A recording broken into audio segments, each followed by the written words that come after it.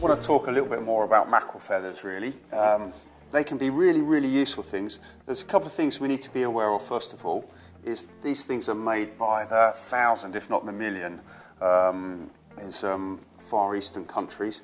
Now, when you get them out of the packet, check the knots, okay? You can see this knot, it's almost coming undone as it is.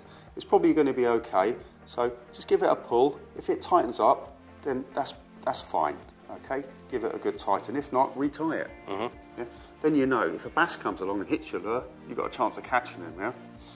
So what you're saying is check every knot before you fish with it? Yeah.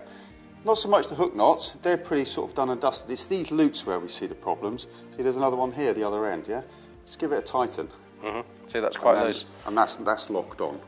Now, another point on the feathers and on the lures is make sure you're working them the right way around. Now you can see this knot, the snood with the hook length, it's either hanging down or it's hanging up, depends which way around you use it.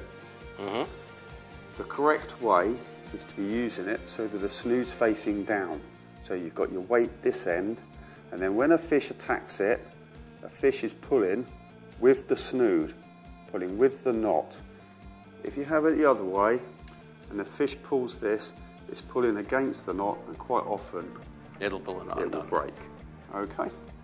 Fantastic top tip. Now then, if you're really struggling to catch and you're using these, another little tip is add a little bit of bait to the hooks. Just a small little sliver of mackerel or even ragworm, just a small amount in proportion with the size of the hook. And what you're doing there is you're adding a bit of scent to the visible lure, and quite often, again, that makes a difference. Fantastic, excellent. Okay. Cheers, mate.